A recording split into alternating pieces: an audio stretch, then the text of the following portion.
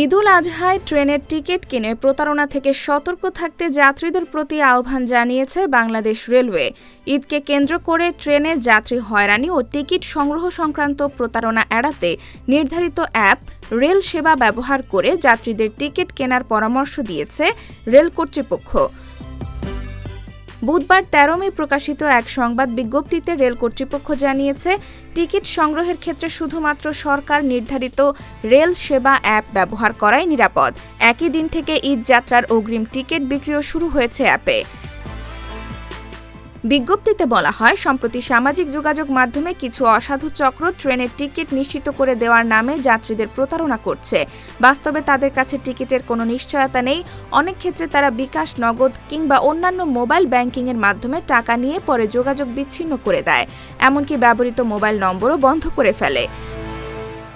Railway কর্তৃপক্ষ জানায়, একজন নিবন্ধিত ব্যবহারকারী নির্ধারিত অ্যাপের মাধ্যমে এক যাত্রায় সর্বোচ্চ ৪টি টিকিট কিনতে পারবেন। এ সময় সহযাত্রীদের নামও সিস্টেমে ইনপুট করা বাধ্যতামূলক। ঈদ উপলক্ষে শতভাগ টিকিট অনলাইনে বিক্রি হচ্ছে এবং সরকারি অ্যাপ ছাড়া অন্য কোনো মাধ্যমে টিকিট বিক্রির সুযোগ নেই। তাই অন্য ব্যক্তি বা প্রতিষ্ঠানের কাছ থেকে টিকিট কিনলে প্রতারণার ঝুঁকি রয়েছে। তিনি আরও জানান, যে ব্যক্তির পরিচয়পত্র ব্যবহার করে টিকিট কাটা হবে, ভ্রমণের সময় তাকে সংশ্লিষ্ট মোবাইল ফোন ও ছবিযুক্ত পরিচয়পত্র সঙ্গে রাখতে হবে। আইডিধারী ব্যক্তি ছাড়া অন্য কেউ সেই টিকিটে ভ্রমণ করলে তা আইনত দণ্ডনীয় অপরাধ হিসেবে গণ্য হবে।